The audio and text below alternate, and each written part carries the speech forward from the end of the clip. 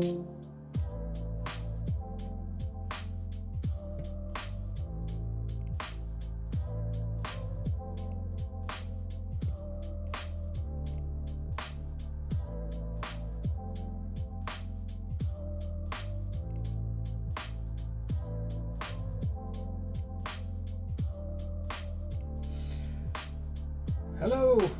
can I be heard? Can anyone hear me?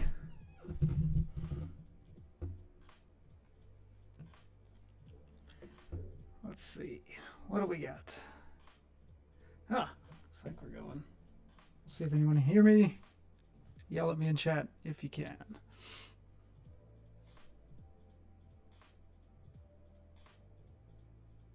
Hooray!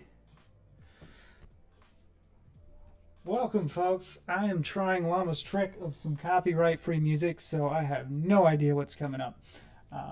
But tonight I figure we take a quick look and see if we can start frameworking out some... Oh, I sound far away with some reverb. That's not good. Let me make sure I'm using the right source here. Audio capture properties. Oh, it's using the right microphone.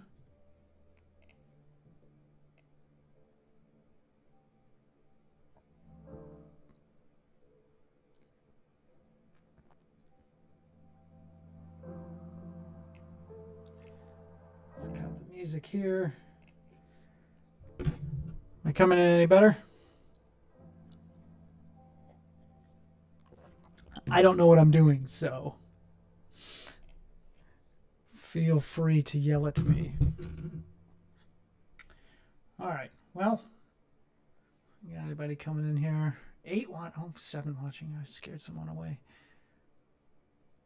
Okay, this is fun. No idea if I sound any better or not. So, well, let's get to it, shall we? All right, so we know that we are going to... Still has some reverb. That's very strange. Make sure I get everything muted here. Yeah, I got screen capture. Yeah, I don't have any reverb enabled on this. So, filters, no audio filters. Yay. Hey, as long as you can hear me, that's all that really counts, right? All right, well, let's go ahead and take a look and see what we're going with. So, tonight we want to lay out some framework and some early code for guild banks, right? So we're gonna model the guild banks after our auction house here. So we're gonna look at a decent number of scripts from the auction house and then see what that brings us. So let's go ahead and make a new folder here called Guild Bank. Get started on our new feature. Sure, go ahead and add it to Guild. So the first thing we're going to work with is probably the record. So we need to store these items in the database. And to do that, let me see, what did I do here? The auction house, server auction house manager. Oh, I know where it is. It's in a different spot. So networking database, here we go. Auction record. Okay, so this is our first guy. So let's do a guild bank record. All right, that's what we want. We need a new script. Move this guy to the right here. And all right, so we've got a couple things. iNetwork serializable and iEquatable. Great. I don't think we're going to need the iEquatable because it's going to be something different. First thing we need is an ID for every guild bank record. This is probably going to correspond to the guild ID. Tad bit louder. All right, Llama. Let's. I'm capped out here. Capped out on audio, according to this. Advanced audio properties, balance. Yeah, I don't know. As long as you can hear me, that's all that counts. All right. Okay. Let's see. Okay. So we're going to start with an ID. So if we look at each guild, right? So I think we have a guild record somewhere. Group record, group member record, guild member, guild permission. Oh, guild, there it is. Yeah, I don't know what's going on with the audio as far as the reverb is concerned. I don't have any. What? Well, what's going on? Why am I even streaming? Like, if we cut the music off, right?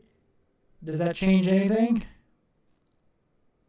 from the screen capture? I didn't change any major settings since last time.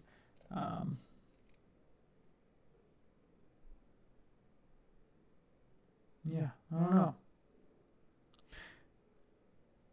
Okay, so it has nothing to do with the music. Couldn't tell you.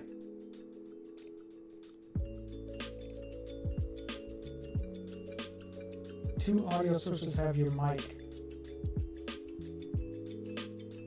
I have the screen capture, which is pulling in the audio from the screen, right? Or no, yeah, so it's pulling in the music, and then the audio input capture is going straight for my microphone. So there's no other audio associated with the screen capture. So I'm not sure what could be the cause there. There's no filters on the audio. The properties, it just has the devices.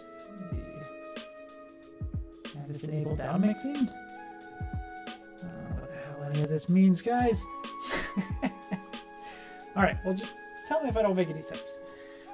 Anyway, back to our records. So what we want to do is we need something in the database that corresponds to the things stored in the guild bank, right? So this is our record for the guild. It has an ID. That ID is going to correspond to the guild bank record. So basically, when you walk up to the guild bank and you say, hey, I'd like to see what's inside of it, it's going to query the database based on your current guild and say, what is the ID of the bank we're pulling from, right? So there's that, and then we go back to the auction record here. And what we're probably going to have is just a few properties, right? So we'll probably have a, let's see, description, ranks. Okay, updated. I always like to have it updated here. You never know when the database needs to be there. Created. Okay, so what we'll probably need is, let's look at the character record.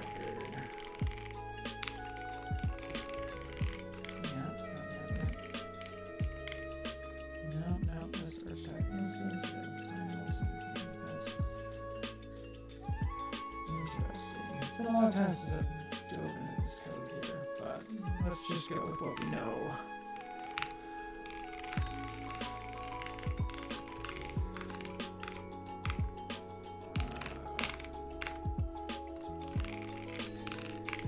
Okay, so we're going to have a list of archetype instances. And these archetype instances, as you recall from last week, we were talking about it being the layer of data that has the custom information on it.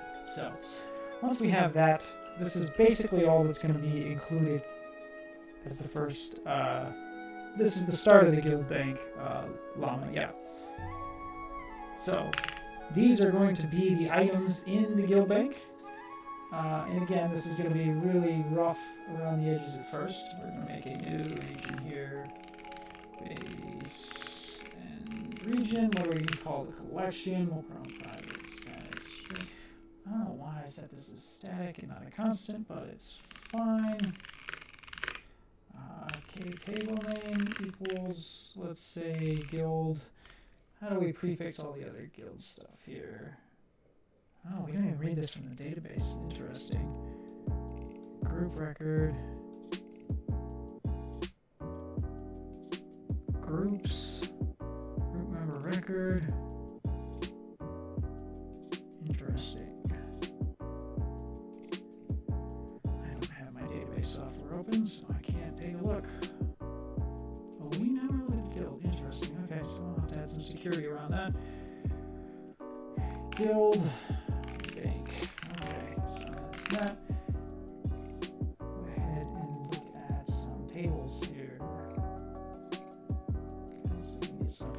It's so much nicer sometimes when you already have all this information hanging about. You can kind of copy it from everything else and be like, all right.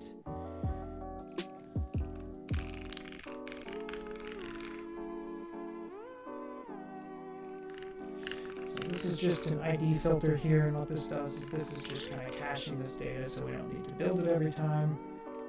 Just makes things a little easier and more performant. So the first thing we're going to need to do is load a record.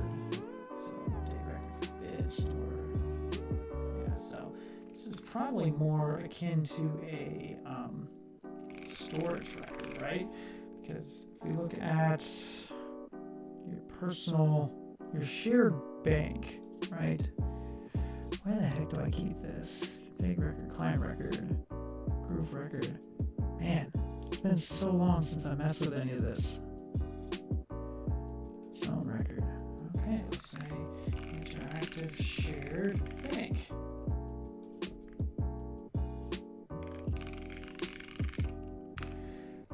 So what I'm trying to do now is I'm trying to hunt down the information we store in the database for your bank, essentially.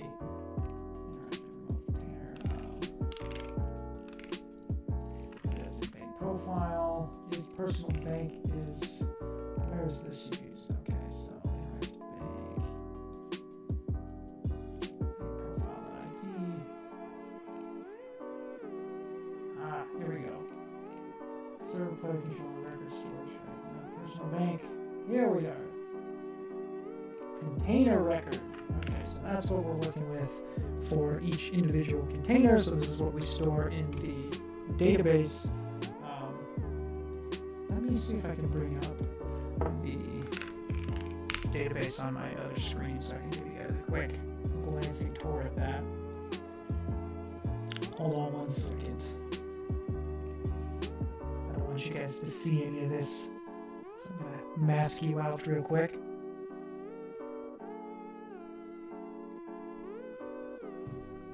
Sorry, just one moment.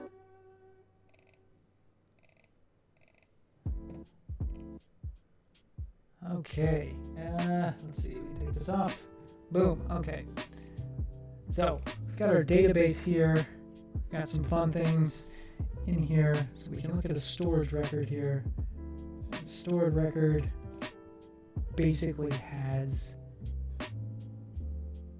I don't know what's going on with the reverb, folks. I'm not doing anything differently than I did last week. I mean, I'm happy to stop the music, turn off the macOS screen audio capture. But see, this is why I don't stream. I don't know what I'm doing. You guys are like, there's audio issues, and I don't know why they're there. I'm not changing anything. Yeah. Okay, I'm just going to keep going. Okay, so this is a bank record for your,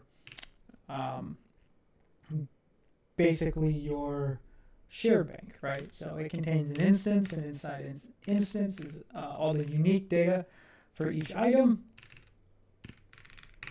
Where is it located in your bag? What item flags? Quality? There's all kinds of different information that can be stored in here. But we're basically going to kind of emulate this record, but for a guild bank, right? So let's see. Well, somebody can hear me. So we go to this container record. We're going to go to the database section here, and we're going to say, okay, we want to emulate this load. So we're going to say guild bank record, and then we want to load it. We're going to pass in an interface for the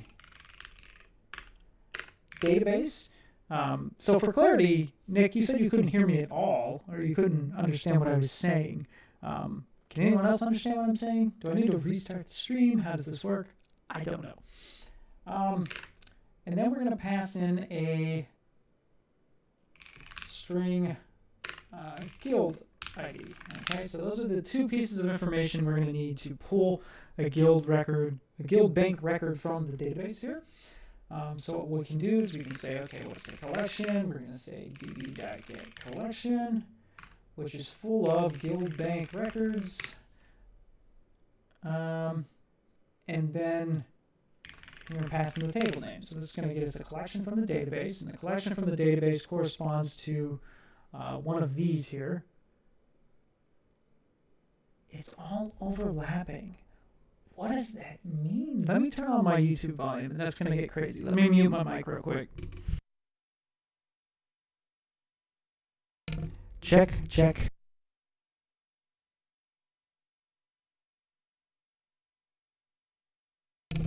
Okay, you guys weren't joking. That's some crazy stuff right there.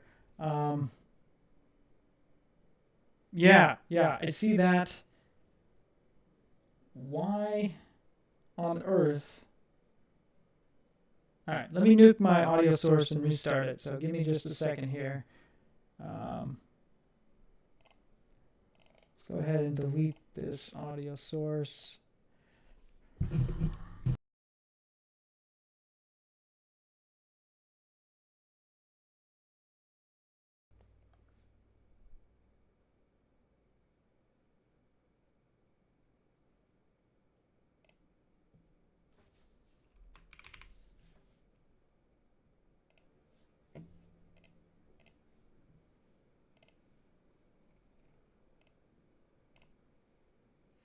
Okay.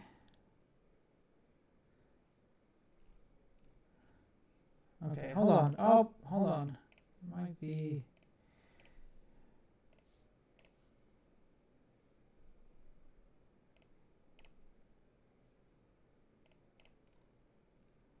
Check. Oh, what? Okay, I think I got it figured out. Does that sound better? For some reason, there's mic aux and then mic, so maybe I just nuked that source. See, I didn't see the audio mixer scrolling, right? So there's a scroll to the audio mixer, which I did not realize was a thing. So if I turn the music back on now, okay, so we got some music there. We got mic, and then this other mic. Let me delete this. Okay, how's this? Are things working more appropriately now at this point? Yes?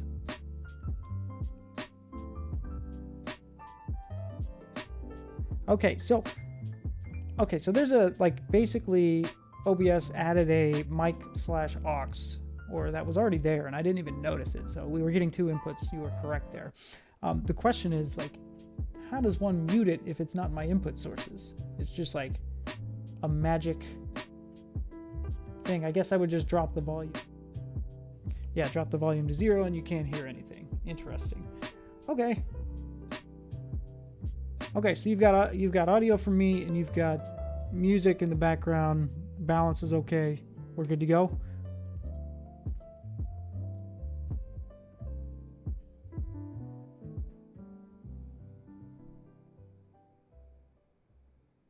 Okay, I'll take that as a yes. Haven't heard anything. Remember. Gotcha. Okay, that makes sense. Okay, so let's get back to the fun times.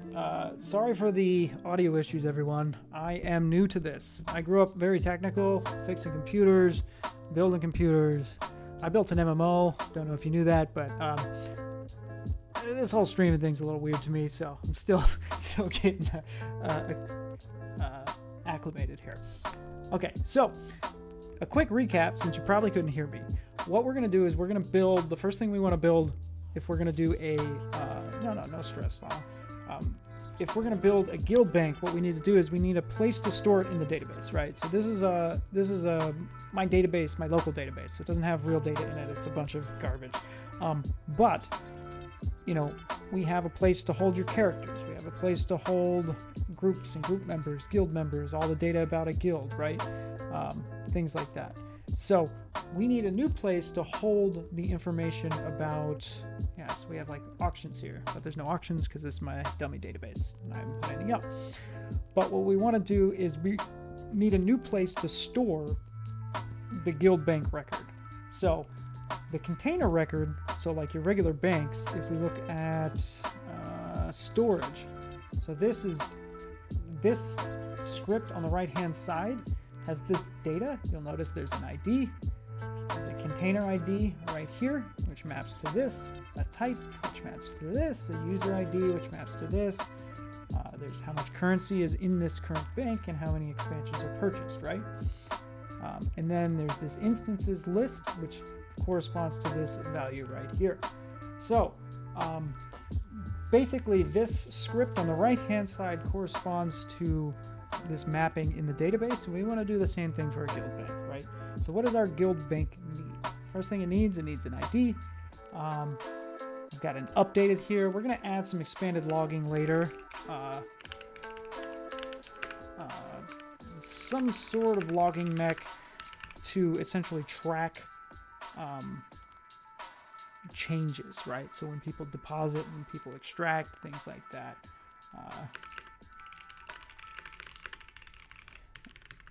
And I'll probably put that down here, actually, to here. So this is the ID. This is just a timestamp that we're going to periodically update every time we make changes to it. And then we have this list of instances, right? So this list of instances is what's going to cause us or hold all of our data, hold all of the things that exist in the bank. So we may expand this later, change the data type of this so we can add more information, like who added it, how long ago did they add it, keep larger track of individual instances. But for now, we're just going to put a single item in the bank, or a single list of items in the bank. We're not going to track any additional data. We can add that later. Okay. So the next thing we need to do is we need to add some records so the server can communicate with the database and actually pull this information out. So what we're going to do is we're going to pass a reference to the database. We're going to pass the guild ID we're interested in, and we're going to load that up. So we're going to kind of mimic what we did here on the container record, and we're going to say, okay, we've got the collection. We grab that, and then we say we need a builder, and this is all, we use our database is called Mongo, which is a NoSQL database, and it has these kind of weird funky calls that you'll see here. So this isn't our code. This is us interfacing with the database code. So builders, what kind of builder do we want? We need a guild bank record so the database knows what to look for. And then we're going to filter. And our filter, we want something to equate to something else. So we're going to say guild bank record. Guild bank record.id is equal to the guild ID that we passed in. Okay, so that's our. Oh, damn it, that goes down here. Builders.filter. Okay, that's just the builder, and then we say filter equals builder dot equate. Okay, there we go. That's what we wanted. Mimic this. Perfect. And then we're going to return collection.find. There it is.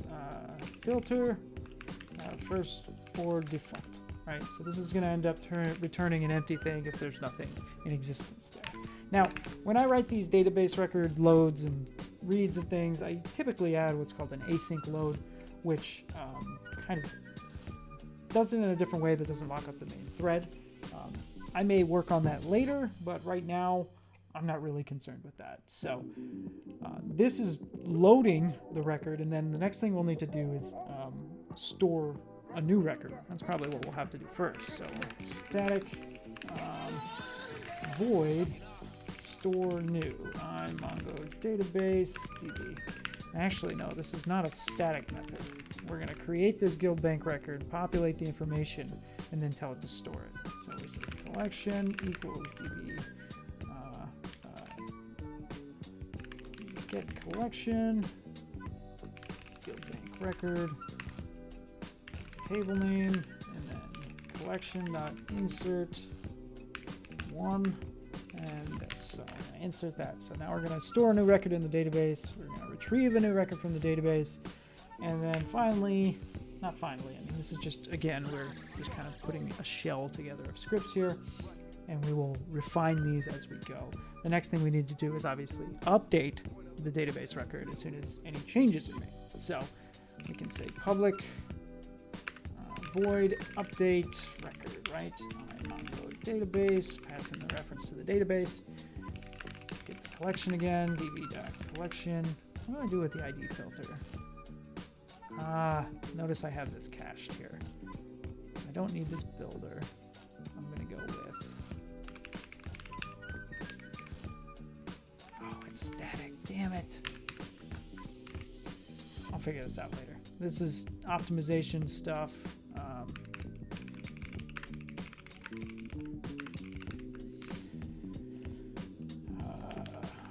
Get collection again, guild bank record, table name, filter equals. Okay, we've already got the ID filter here. Yep, and all we need to do is update the result. Yep. Okay, perfect. So we're gonna say collection dot update record, update instances. This is what we want. Perfect. Update contents here.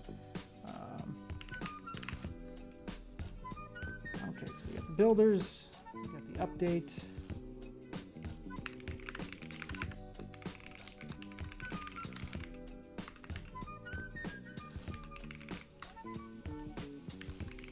Set CR. So we only need to update the one field, instances, but we also want to, if I recall, dot set. First thing we actually want to update, not CR. CR stands for container record. So here I want a guild bank record.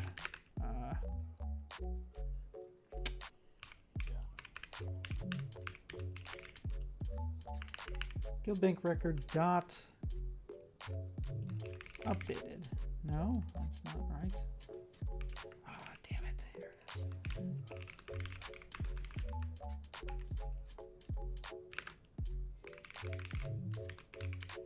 So we set the current time. Set this guy to guild bank record. Guild bank record instances is that. And then we can say var result equals collection dot update one. ID filter.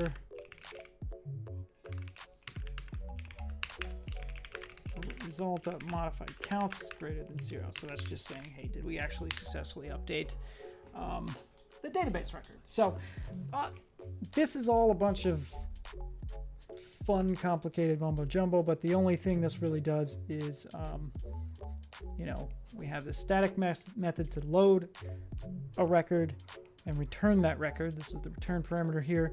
This is to store a new record, and this is to update the contents of said record, right? So this is kind of the base, anything we actually need for to store something in the database for the guild bank. The next thing we're going to need, we can see that on the auction record here, is this iNetwork serializable interface. And this is a custom interface, and what this interface does is it allows us to transfer data across the network. So the server, the game server, can then take this data, send it to the client, or the client can take the data and send it to the server, and then it also tells the client and the server how to unpack that data. When we send data over the network, it's packed into what's called a bit buffer. So it's not sent as like a JSON or anything like that. It's actually sent as binary to reduce the size of things. And in order to do that, each side needs to know how to read the thing that it's receiving. Otherwise, there's no way to know. So we implement this interface here.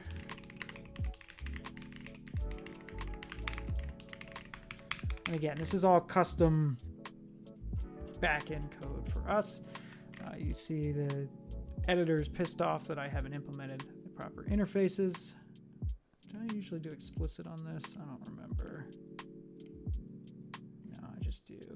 Yeah, I'll just copy this over. Contents of this is wrong.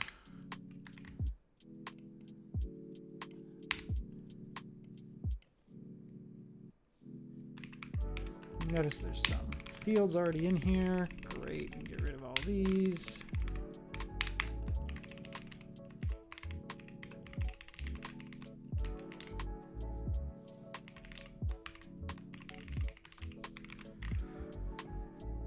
Okay. And we don't need the date time being sent across the wire of the updated. That information is not really important.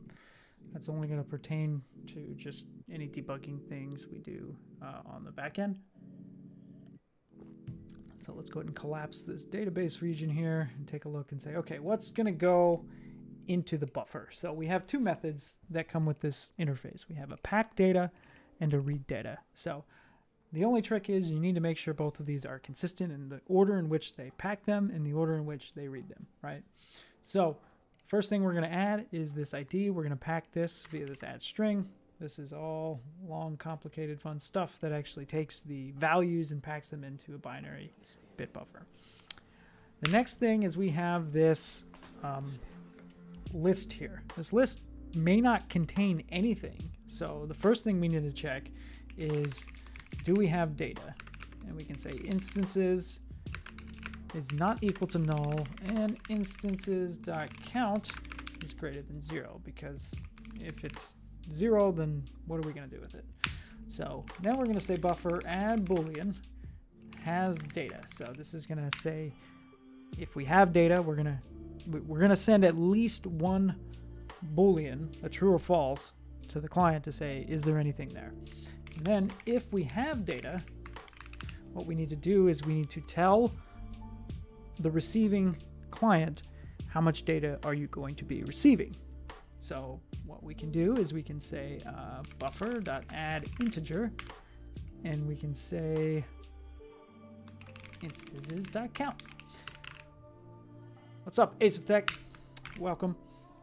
Okay, so we're now telling the remote client, hey, listen, we have data, so get ready to get a list of things.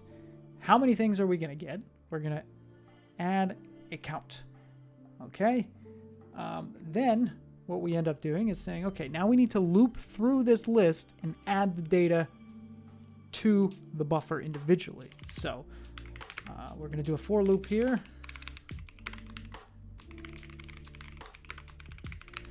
And since these are what's called an archetype instance, these already implement our RA network serializable interface. So we've already taken care of pack data and read data on this side. So the cool thing is we can just say, hey, instances pack data, and we can pass in our current buffer. And what this is going to do is this is going to inject all the data for this particular instance into the buffer. And it's going to go through the list and do that for every one of them. So on the other side, that's basically it. So the only data we're sending over to the remote wires, we're saying, here's the ID of the guild bank. We probably don't even need to send that, but I'm going to send it anyway. Then we're going to say, do we have any data, right? So that means this list up here is not null, and there's something in the list, right? So we're going to add, hey, does this have any data to the buffer? And if we have data in the buffer, we're going to tell it how much data, which is the count, and then we're going to loop through and read all of the data.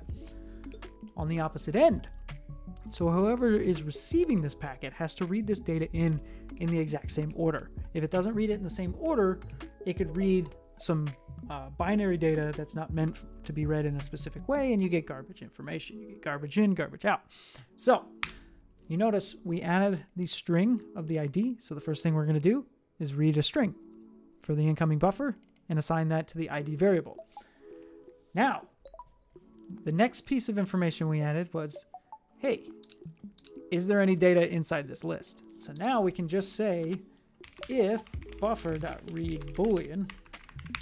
So if there's data in here, then that means we read the data. If there's no data, what we can do is we can say instances equal, we can just initialize an empty list. But how I'm going to do that is I'm going to do some pooling magic here. I'm going to say static list pool, get from pool. This is just a pooling thing to basically a premature performance optimization, so we're not allocating things every time. So this is if we have no data, we're basically going to make an empty list that is empty, right? Now, however, if we have data, this is where the fun things happen. So we can say, how much do we have? We can say buffer.read integer. So you see, if we have data, we add the count, which is an integer. So then on this end, we're going to pull the count out, say buffer read int, right? So now we say instances equal, well, we can actually do it this way. We're always going to make a new list anyway, so we can just always pull the instances in and then read the data this way. Okay, so then we can say for int I equals 0, I less than the count, and then iterate through that, and then we can say what we need to do is instance equals static pool type. So this is going to get me a brand new instance, a brand new archetype instance from the pool. We could initialize a new one if we wanted, but I want to grab it from the pool so we're not generating garbage if we can avoid it.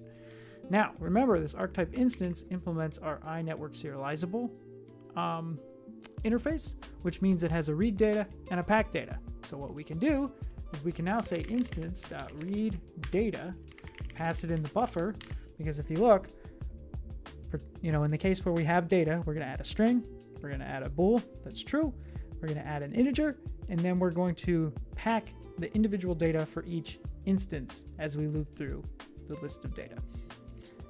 So on this end, when we're receiving the data, we're going to read a string. We're going to read this bool here. If that boolean is true, we're going to read a count, which is this, corresponds to this here. And then we're going to loop through for however many that count tells us. So these two values are the same here. And then we're going to create a new archetype instance for each one of these and then pass the buffer in and read the data.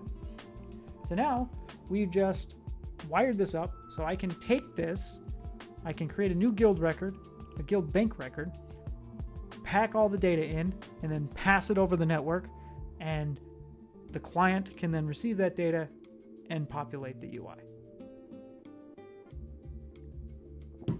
So this is a very bare bones framework of what we might do here. We've got database entries for storing a new record, loading a current record, or updating the contents of a record that we already have loaded. And then couple that with how do we send that information across the network, so when you go interact with the guild bank, you know what to display from a UI perspective. So, any questions? So this is a very, very rough. We're going to likely expand upon this in the near future. I mean, we could potentially do it now if we wanted. I don't know if I want to, it's 11, probably get another half an hour. I don't want to dive too deep into the UI stuff. So maybe we can expand upon this and brainstorm what we want to do for that. So let's go to a guild bank, this thing, and let's add a new script here. And let's call it a guild bank entry. Guild bank item. Yes, I like guild bank item. That works for me. Okay. So what I'm doing is I want to replace an archetype instance here. Ace of Tech, this does nothing right now. I'm laying the foundation so that we can store this information in the database. And once we are able to save and load things from the database, we can start having the server read that information in via interactive. We can have the player contribute items to it and then have the server save it to the database. So it's all just kind of like the foundational work to get it moving first. But what I want to do is I want to change this list of an archetype instance. I want to change it to something else. The reason being is because we need more information stored about each item. We want to know who contributed the item. That's the least of which we could do. And that's probably it for the moment, is like who stored this specific item. So what we can do is this is just another simple class over here. And we're also going to implement an iNetwork serializable because, as we've seen, this kind of thing is important. And and we're going to basically put two things in this for now. We're going to put a single archetype instance, and then we're going to put a public, I want to say a string character ID, public string character name. We might want to put a guild member ID. I don't know which one of these are going to be useful, so let's just put them all in for now. And since we're not dealing with a list of anything, we can just cram all this in here and say buffer.add. Let's move the instance down here. I like things to be organized so my brain works. Add a string, character ID, buffer.add string, character name, public string, buffer.add string, guild member ID, buffer instance. Oh, interesting. I need to check for null here. This should never be null. So I'm going to make the assumption that it's not null for now. Pack data buffer.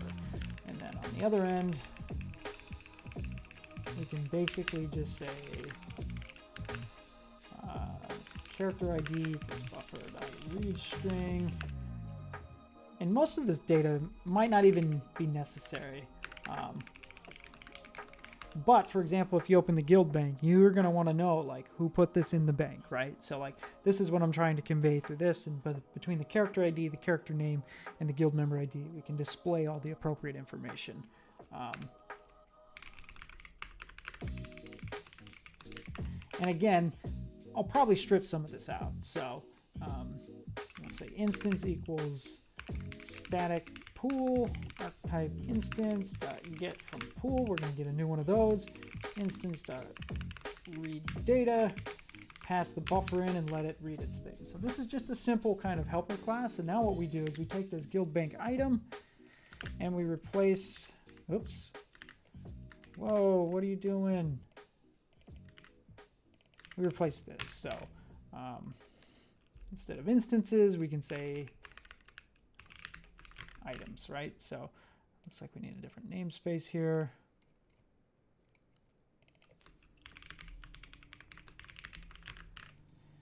Okay, this data is just all going to be dumped to the database. It shouldn't be any issues. Okay, so but we do need to change some of this because we did a little refactoring here. So this is going to call into this pack data, which then just basically adds on another layer of strings along with the instance data that we want. So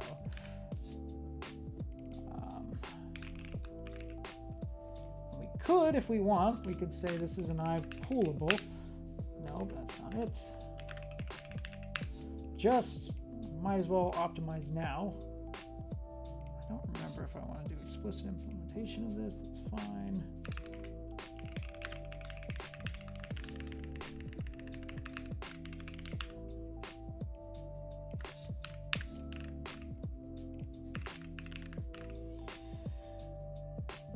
In pool and then reset. So if we reset this, we have guild. So this poolable interface basically gets called anytime it gets put back into the pool. Character ID equals null. Character name equals null. Guild member ID equals null. Instance equal to null. So we can do that, and we may need to do some ignoring just to make sure nothing funky gets saved to the database here.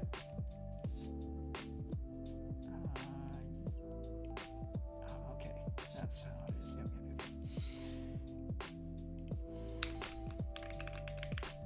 Yep. JSON ignore and JSON ignore. These probably don't necessarily need to happen, but since it's just in case, better safe than sorry. Okay, so now on this end, I can say static list pool guild bank item get from pool. list pool is a list. Yep, okay, everything's good there.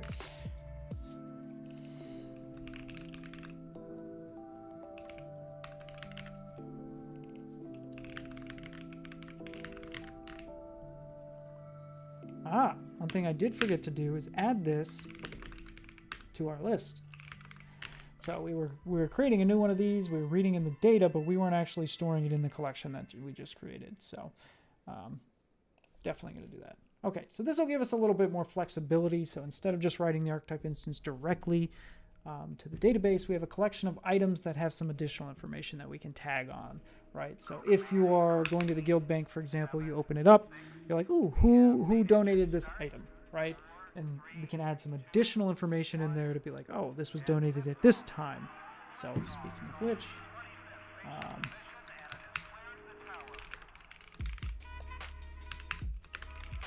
can add this updated field here. Store that as a string. Okay, so additional information to be had. What time was it updated? Who did the thing? And then here's the item itself, right? Okay, so we can collapse all this.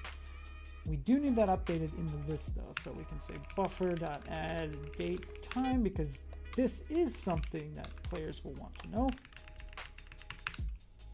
So that we added that after the guild member ID, so we read it after the guild member ID.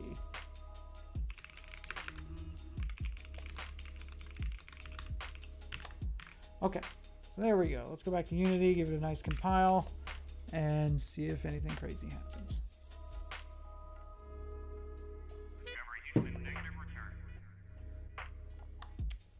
Compiling scripts. I'm sure it'll be fine. I write flawless code, right? Nothing could go wrong. Okay, so again, this is kind of the foundation layer of things, right? We're not doing anything fancy at the moment. So let's see. What else do we have in the auction house that we might want to look at? Auction house UI. We need something interactive auction house. There we go. So this is a base network interactive station, and this is something that we're going to mimic because it's basically the same code that we're going to be using here. So we'll say interactive guild bank. Let's make a new one of those. Pop that in here. So now we're starting to work on the actual interactive that's going to live in the game world. Base network interactive station. Great. Okay. Tooltip. Let's see. Sure, let's see what all these look like. Tooltip text. Bank. Container type. Oh, interesting. This may be interesting. We may need to add a new container type here. That is not yet here. Okay, I'll keep this at this for now. Add a to-do note for myself. Okay. Now interaction while missing back. Great. My cursor. My cursor is always a good one. This allows your cursor to change on your mouse here. Merchant cursor, interactive. Great. Okay, so this is just, that's it. That's all that's going on here? Really? Interactive auction house. It's just a thing.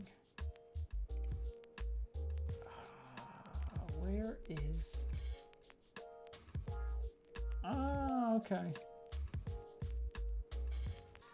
See? Digging in the code, I don't remember. So the auction house inherits from the base merchant UI, which has a base network interactive as a generic member. So, okay. The generic auction house UI looks like this. Some overrides, container type, okay.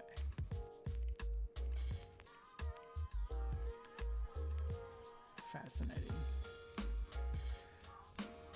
This is where you get into the UI programming aspect of things, where it's like, oh, what did I do and why did I do it?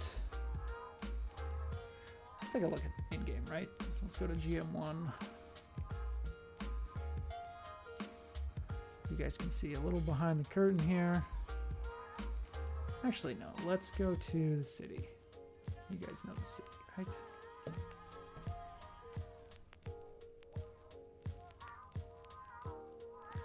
Low, low, beach ball, beach ball, beach ball. Great.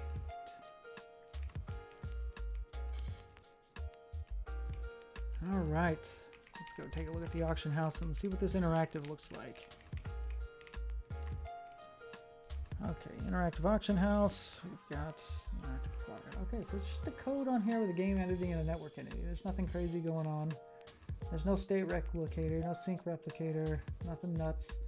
It's literally just stuff. Okay, so very simple. All right, fine. We'll take you to GM1 so you can see it. All our testing things. Because I need to start setting up the interactive guild bank.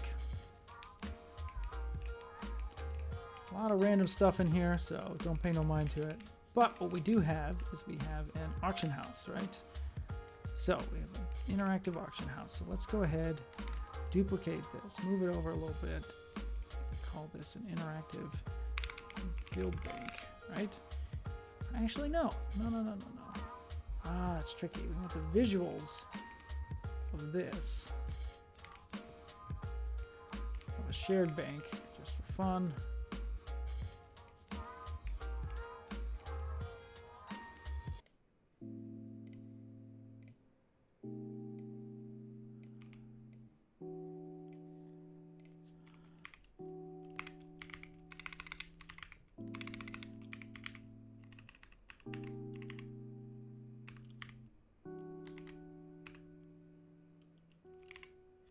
Whatever.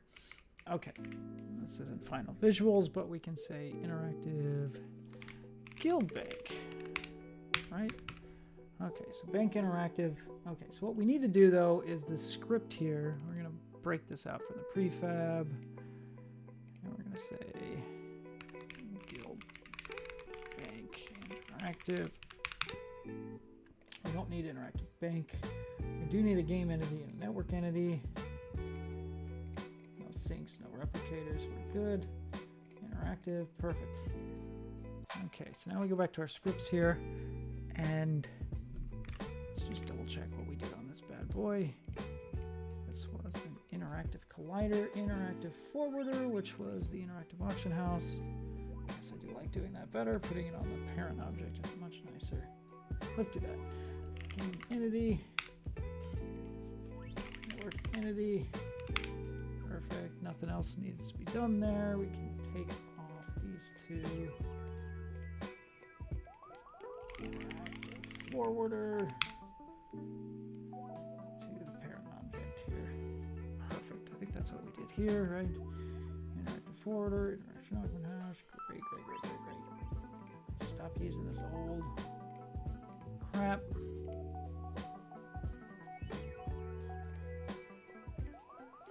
Is that new material? Okay, cool. So we're on the interaction layer. We've got the box collider there that we're going to interact with.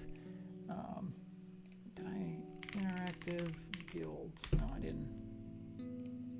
Let's see. Interactive guild bank. Here we go. Okay. I've already got that saved. Let's go ahead and recompile. While it's doing that, let me bring up my other machine here, because I'm going to need a server to make this work here to test it.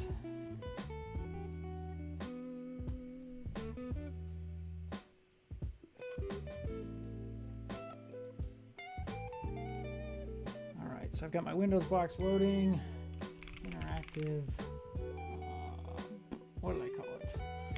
Guild bank. Okay, we've got the script on here. We don't need to set any of this. All right, great. So we've got this here, interactive. Where did I put the auction house at? Let's look at the project here. Interactive auction house. Okay, let's just do interactive guild bank. We'll stick it in the same spot. We got a new prefab. Save the scene. Great. I should have generated a new network ID probably. There it is, generating new world ID. Perfect. Okay. Let's start up here.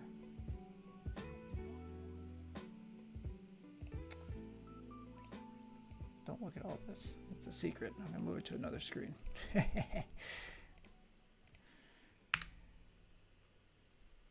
I'm gonna start a new branch for this because I don't know if it is. I don't want to mix it up with stuff we've got going on for live. Okay, so we've got the world interactive here, right? So this interactive guild bank is interactive. However, what we need is still the UI interface. So when we talk to, when we interact with that item, we need to know what to open. So you'll notice here we have this auction house UI. So let's go ahead and just kind of mimic that with the guild bank UI. Okay, we got a new script here. Let's get. We're gonna interact. Man, it's late. Inherit from base merchant UI. Interactive guild bank. Okay, so this has all of the information, a lot of the base methods that we already need. Button clicked internal. Okay, so we just do that. It's just return false. We have m container type. Okay.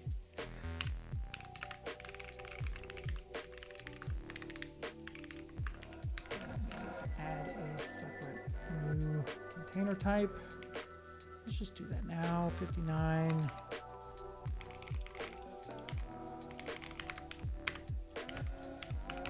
Nope, I can't have 2 of that. Guild bank outgoing. Okay, so this is going to be guild bank outgoing. Interactive guild bank. We need to match here. Perfect. Okay, so we got guild bank outgoing.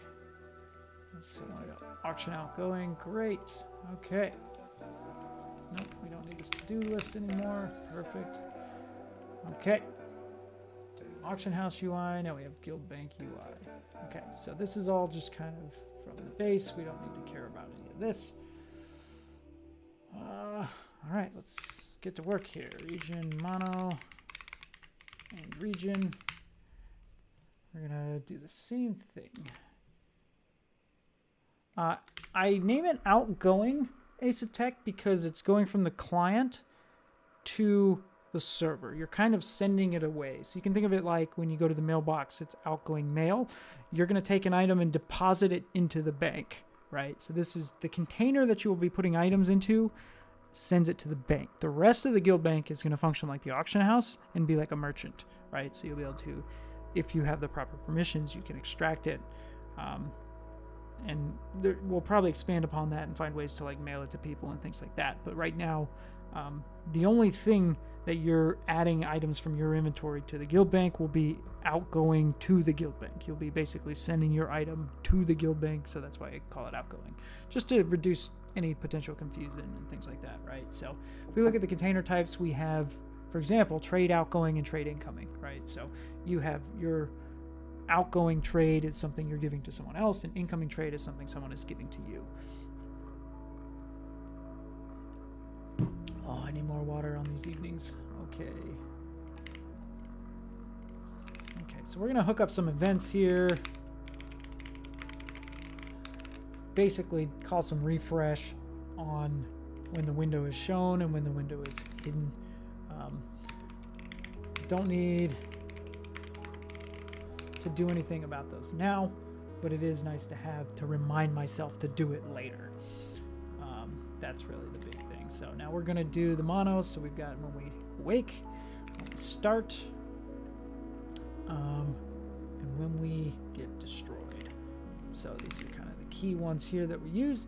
So in the awake, we're going to subscribe to some events. In the destroy, we're going to unsubscribe from those same events. It doesn't look like we're going to use currency for this, so I don't think we need to subscribe to the currency events. Let's look at what local player initialize has here for auction house. Okay, so we have what we go through is we say, is the local player initialized? If it is, we can call the initialize function. If it's not fully initialized yet, we can subscribe to an event that calls the same function after we are initialized here. So we're going to look and say, okay, local game entity collection controller. You know, we don't have any no events that we need to actually subscribe to yet, because this is a little bit different than the auction house. We're not worried about currencies and all that kind of stuff. So I'm actually going to take most of this out for now and worry about it later. I'm not really concerned with any of this at the moment. But it's nice to have that framework up, and I can rip that out later. Okay, so we got a Guild Bank UI. What else do we have? Currency, update auction list, process. Okay, topic canvas group. Here we go. Auction house for sale list. That's another story for another day. Oh gosh, this one's going to be fun. So we're kind of working on just bits and pieces of it right now. Let's see. You do need events to make sure collision events don't happen. So what's going to happen? It's not really shown in this auction house UI because this happens on the server level. What the server does is when the player opens a connection to the auction house, the server starts a list. So what you'll find is auction house manager, I think. Yeah, so the server actually, there's a lot of, here it is, server auction house manager. There's a lot of stuff in here that I won't necessarily go over, but there's an add listener and a remove listener. So what happens is when you interact with the auction house item in the world, you send a request to the server and it adds you as a listener. So any changes that are made to the internal collection are communicated back to anyone that's listening at the moment, right? So this is the tech that was kind of set up for the auction house and why it'll work for the guild bank as well. So the list will essentially be updated dynamically for anybody watching it. That functionality does not currently exist for merchants. If I were to go back and redesign the merchants, I might do that, so you could have items being purchased and sold and added to the merchant inventory and released later, but that's a topic for another day. So yeah, the server is going to handle that. This is all just client side, establishing that connection, starting to display elements and get ready for server communications, right? So we basically have to write a guild bank server manager. I guess it would be a server guild bank manager. It's going to be a little complex in that regard. I don't remember where this comes from. Okay. Yeah, see. Interactive station. Okay. Guess we could do that now a little bit. All right, let's add some more framework stuff. Server guild bank manager. I think it's just a standard mono behavior.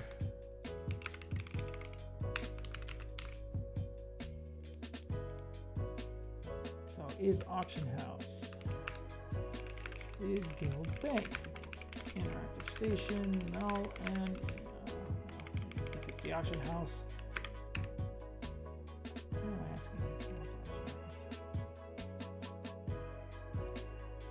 Ah, fascinating. Okay.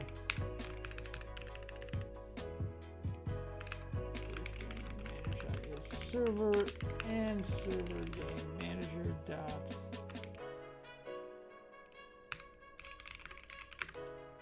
You know what? I'm getting into the weeds here. Before I do all this, let's we can leave this here. Let's just go simple and get the UI to pop up. That's the first step. Well, I'm not going to have time to get into the weeds of the server game manager stuff tonight. We can save that for another time. But let's see if I can get the actual UI to pop up on interaction and see what that looks like. Let's go ahead and refresh here. Let me get my branch going on Git real quick while this is refreshing. So please pardon me. On my other screen.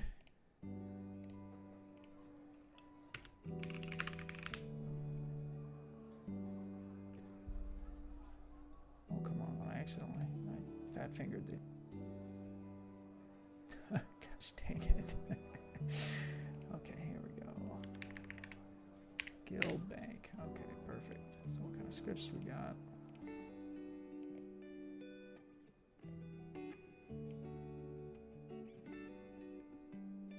Okay, scripts. We've got Guild Bank item, Guild Bank UI, Guild Bank Manager. The only thing I really need right now is the Guild Bank UI, interactive Guild Bank,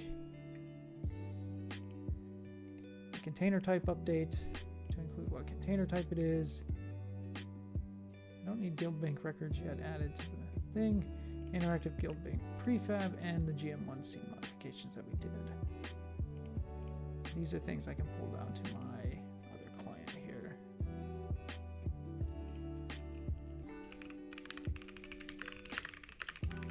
However, we did add that interactive Guild Bank here. No. Here it is. Okay, so we need Auction House UI. So let's go ahead and just duplicate this. Make another window here and call it the Guild Bank UI. Add a new folder for the Guild Bank.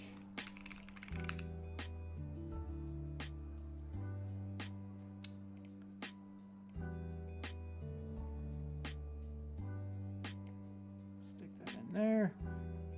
Let's look at what we got. Guild Bank UI. Okay. Cool. Label, we just need a Guild Bank. It's not going to check guilds or anything right off the bat, so it's fine. New auction panel. We don't need any of this at the moment, so I'm just going to nuke all this to avoid any exceptions or errors that are going to happen. Okay, so we'll just do this. Call all this out for now just to get it working. Of course, we need to go to our UI manager.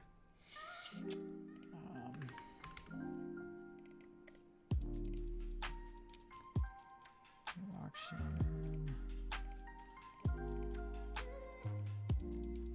There we go.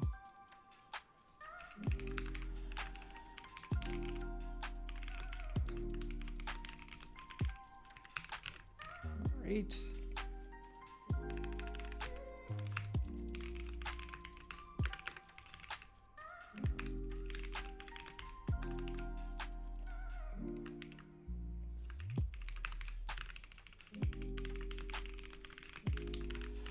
It's always a little bit of work to get things going first. So what I'm working on now is just getting the prefab instantiated on demand here. Okay. I think we have a destruction that I'm missing. Let me check that here. Player collection controller. Okay, so that's instantiated there. Destroy UI element. Perfect.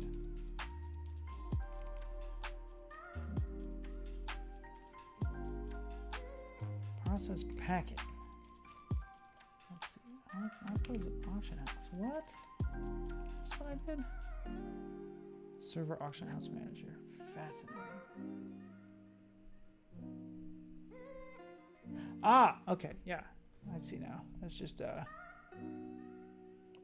going back to look at that. Okay. Sorry. Getting distracted here. These are packets that come in and how the auction house updates are processed. I'm starting to remember here. The question is, how is the auction house UI actually invoked? So once it's there, we have player collection controller. No, that's creating a new one and attaching it.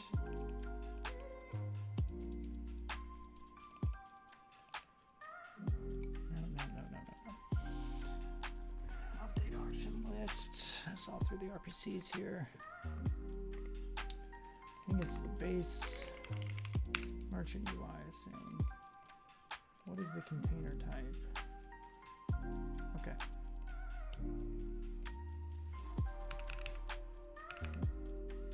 Let's just copy this for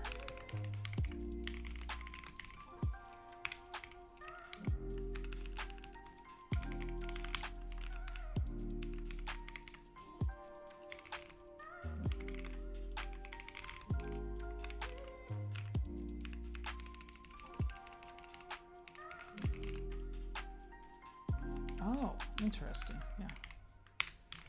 Oh boy. Asking me to remember all this crap.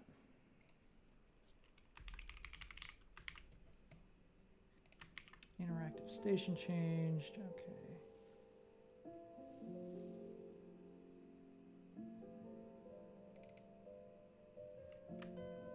I see. Ah, okay. Screw it. Let's try it that. Let's see. What do we got? Nice recompile here. Get my other machine going.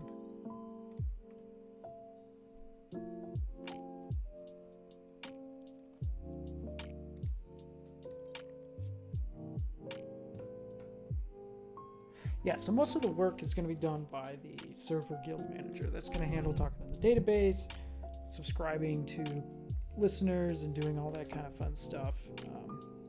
This is just kind of setting up all the things that I need to test it, essentially. Auction House UI, we don't need these right now.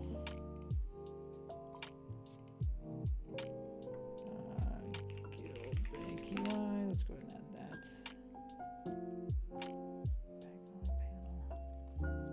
Okay. Auction list. Auction. Let's just replace this script here.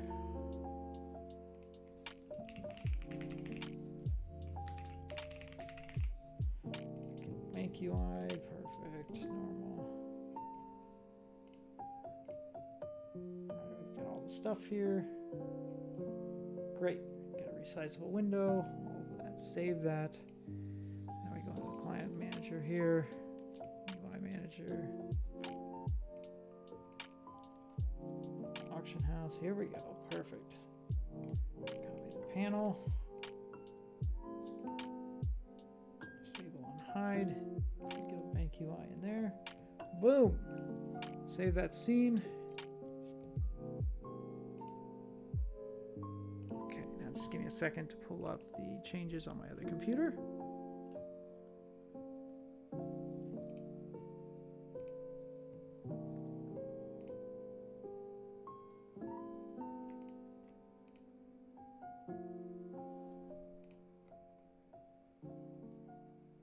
Client manager scene. Sorry, I'm not showing you all of this nasty mess that I have.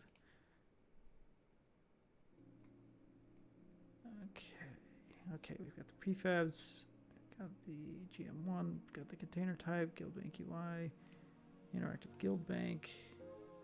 Okay, perfect. Oh, I need the interactive. Nope, I already got that. Okay, let's push those up to the central repository, pull it down on my other computer. Let's see.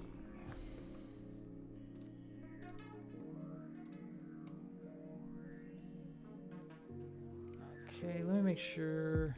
Oh, nope.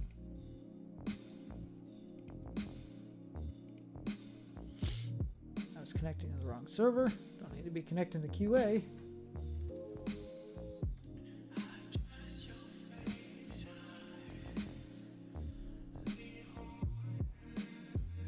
Alright, I got my other computer set up here. Refresh.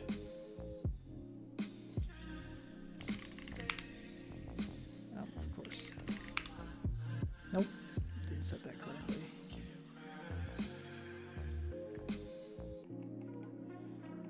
There it is. That's what we want.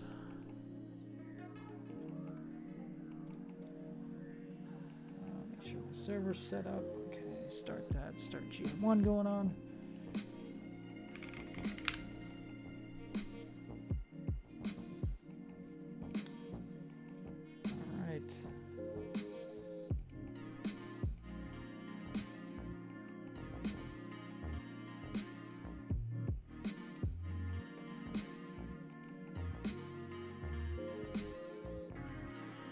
Waiting on my server to do its thing.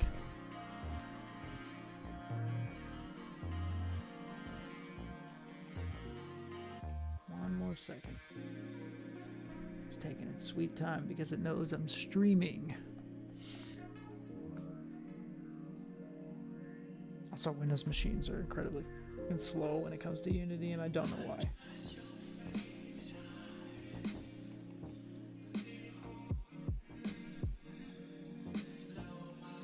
Okay, starting up GM1.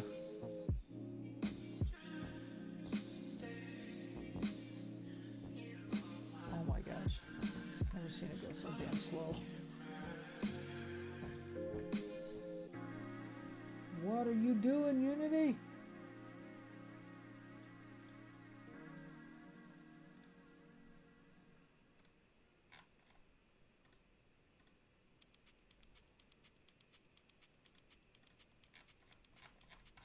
Okay, there it is. Okay. Jeez, that took long enough.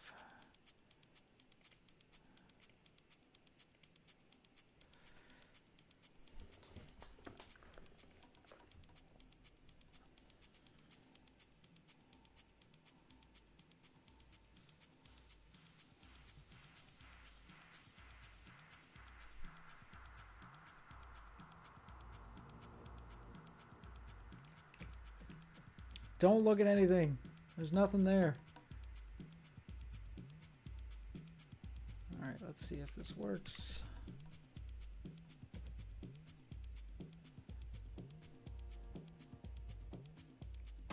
All right, we got something here.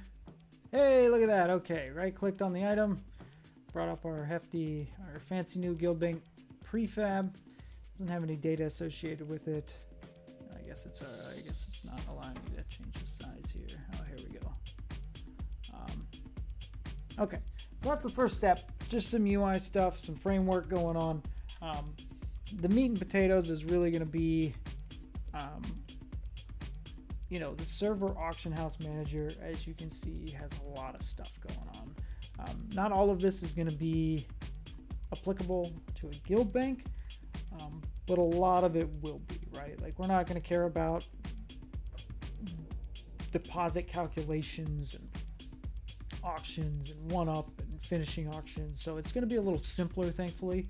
But the main crux of things will be like add item, remove item, we don't need a cost breakdown, delete item.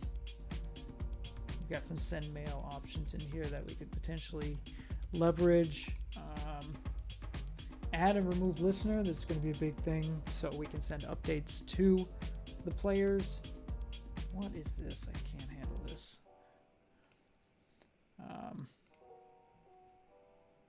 Expiration of auctions, like, I don't think we're going to have this, so we don't have to worry about all of this fun stuff. Okay, so this is from the client, basically setting up a new auction. So this will be... We'll take some of this. This is a bit more complicated because it has calculations of code and stuff, but it does create a new auction record here, and then it essentially stores that in the database, and then adds the auction to the local list, and then logs the transaction, and basically sends data to the rest of anybody who's currently subscribed. So got the same thing with like a place bid and things like that. So there's a lot of extra stuff in here, so we'll probably end up not copying it over and just leaving it open for inspiration when we do start working on it. But there's things, like broadcast notifications, broadcast update auction. Obviously, these are going to change to be something else, but these are, examples of broadcasts. So anyone that's listening, we create the data we want to update, send it to the client, and then have the client take a look. So I think that's all I've got tonight. We got let's see, a quick review of what we did. We went down and we did where's it at? Networking, database. We created a guild bank record. So this guild bank record has, something to store, to load a guild bank record, store a new one, and update the contents of the guild bank record. So this allows us to read and write from the database. Also allows us, we have the network serializable interface here, which allows us to send the data over the network. So we can actually pump this to the players. So that's one part. And then this has a list of guild bank items. The Guild Bank items has a single instance, so it has a single item, but it's going to have some additional information tied to it. And this has all of the appropriate stuff tacked onto it. We made an interactive for the world. So we made a little box that when you right click it, it knows what to do. It knows how to open a specific UI element, which is great. Let's see. And we have a Guild Bank UI here, which is essentially a very empty frame of nothing at the moment, but this is what allows that UI to open when we interact with the game world object. So we're well on our way. The next steps are going to be, as I mentioned previously, emulating the server auction house manager for basically a server Guild Bank manager. The complications that will come from this is not necessarily, so like if you think of this auction house manager, everyone is reading the same list, right? So there's one list of auctions that everyone that clicks on this thing sees. It's going to be a little tricky with players because they're going to be members of different guilds. So each individual player may be subscribed and listening to a different guild, essentially, list. So there's no reason for me to broadcast updates to everyone in a different guild if I make a change to my Guild Bank, right? So we can look at our data structure here and say, where's add listener? So we add this to auction listeners, right? So we have this simple list that says a list of listeners, but you can imagine what we'll probably have is, where did that go? Here. So instead of a list of listeners, we'll probably have a dictionary. I love dictionaries. Dictionary of a string and a game, a dictionary and a list. Oh yeah, this is gonna be fun. We're gonna embed the list inside of a dictionary, because what that allows us to do is have a list of listeners for each guild, right? So it's gonna be a little tricky. I'll probably, so this has an auction record here. I'll probably change this data structure up a little bit because we'll want a reference to the cached Guild Bank record in memory along next to the list of game entities.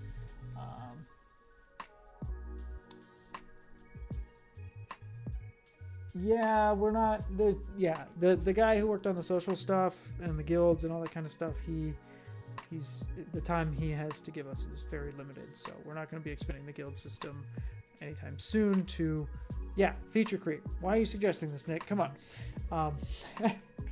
Let's get it working first for what we've got and then talk about expansion, right? I mean, this is already going to be a complicated process with this here, and we're going to need to keep a list of Guild Bank records that are open, right? So we might make some kind of a structure, so it would be like where it's a guild data, right? And we just put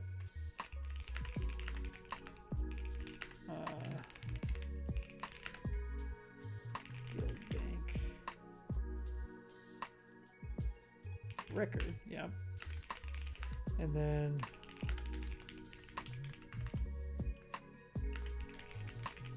right, so do something like that, and then instead of a list of game entities,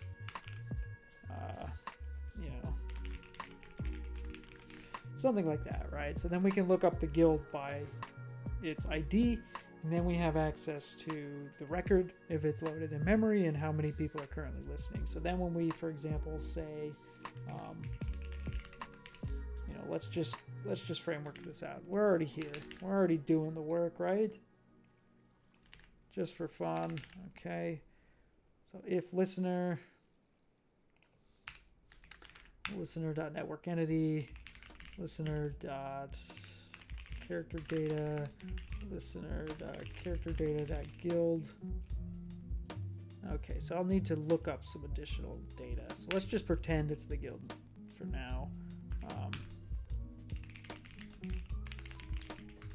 See, up until this point, the server hasn't given a rat's ass if you were a member of a guild or not, really. Like, the information was synchronized across the network so you could view the guild name above in someone's nameplate, but like only the social server really cared about the guild and all of that kind of stuff. The game server itself, it had no impact on gameplay. So we're going to have to bring that in here and actually add some more data. So again, another layer of complication, but that's okay. Let's just listener.character data.guild name equals false. So let's just pretend we're going to do this. And we're going to say, hey, do we have a listener? Do we have a network entity? Do we have a character data? And is that character data is in a guild, then we can say guild data.try get listener.character data.guild name value.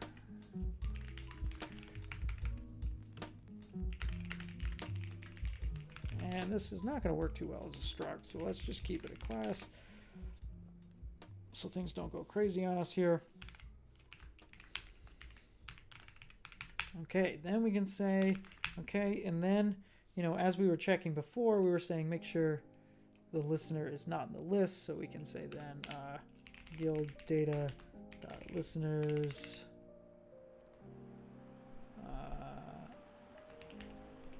what guild ilist guild no sorry, there we go, it's not a list. That's why. Listeners dot contains oh,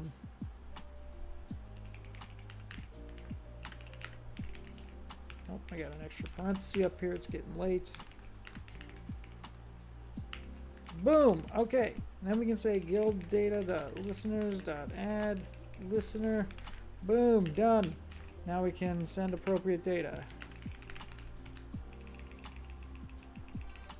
Boom, send them the data of the guild record, right? So we have to design an RPC for that, etc., etc. So then we do the same thing here. Basically going to take this same if statement, listener, network entity, character data guild name is false, Okay, we don't need this because all we're doing is removing from the list. Guild data listeners. Okay, perfect. Boom. Okay, so we added the add listener and remove listener there. Everybody's good. So, this is obviously we need to read this record into memory. We need to initialize it if someone clicks on it and we have an add listener and their guild is not available, So essentially, we're going to have to complicate this a bit more. So, for example, okay, so we have a guild. Do we have the record loaded?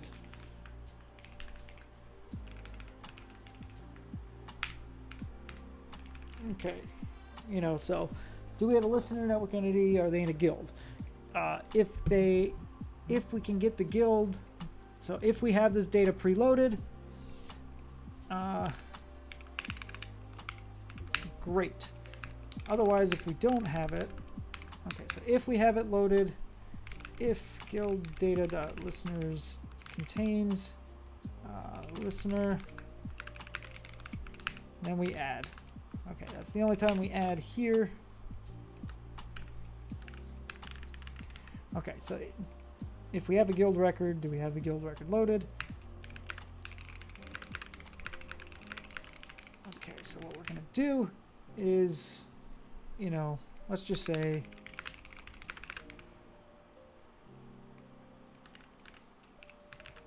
okay, we can change this here to guild ID. Guild bank record dot load. Okay. External game database dot database, and then we would pass in the guild ID.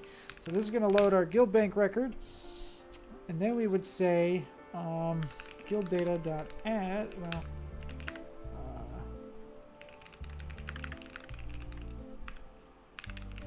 Right, new guild data ID equals guild ID, record equals maybe could just do guild bank record, and then listeners,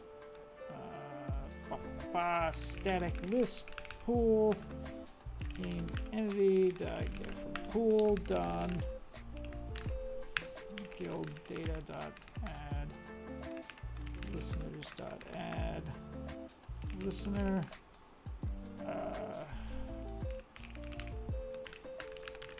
call it current guild data to avoid the variable names being the same here. We'll call this new guild data, and then we would say guild data dot add guild ID new guild data. So now we've added that to the thing. We've got a new subscriber.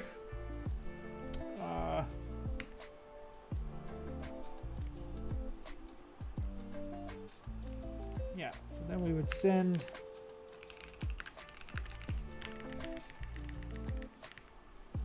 no, we already have it down here. So send the appropriate data. So here you can see we come in, we try and add a listener, but guess what? We don't have that guild data cached right now for the guild bank. So let's go ahead and cache that data, right? And then on the remove listener side, we can do something similar to where we say, okay, if that's true. Now, if guild data.listeners.count is less than or equal to 0, now we can go ahead and dump the cache because we don't have anybody here. We could keep it for a period of time, so we can look into that.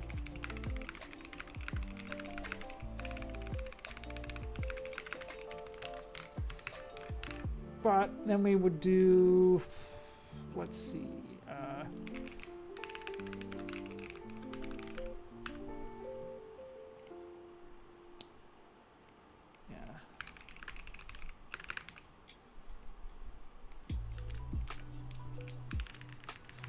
move it from here, guild ID, done, and then guild data, static list pool, game entity, return to pool, guild data dot listeners. Clear that out.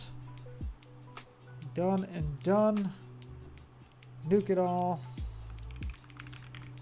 Okay, so then we come through and say, okay, let's remove the listener from the list. If there are no more listeners in the list, then we can go ahead and remove the cache. And obviously I put a to-do note in here. We probably want to keep that cache for a while, but we don't want like people coming through and 100 guild banks are open and the server just keeps 100 guild banks in memory. That seems wasteful. So eventually we want to pull those out and not care about them anymore. Okay, so I said I wasn't going to do this, but I wanted to give you a quick primer on how that might look and how we might simplify it. So it has some, if you look at like, say this remove listener, this is much simpler than this. And this add list, okay, so it's a little more complicated in this regard. But it's just an extra layer on there because there can be, you can think of it as like there's multiple auction houses that players are subscribed to, right? Which is not the case with this code. There's one auction house. Everybody's subscribed to the same change sets. This will have to be individualized. So any last minute questions? I'm going to go to bed.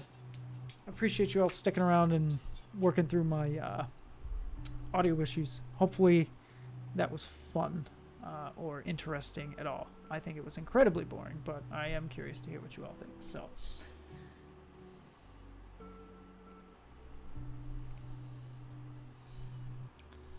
that's all I got. So yeah, you guys have a good evening. Thanks for the support. Thanks for hanging out. Thanks for putting up for my voice going out and my brain frying on itself. So hopefully you had fun, saw some code.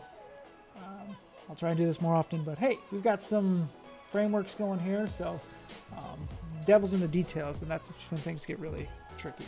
So yeah, but we can dive into that later. Once we get the UI up and going and some of that functionality, we can start sending information to the database and then pulling that up and seeing if it shows up, and that's when things get really fun. So you guys take it easy.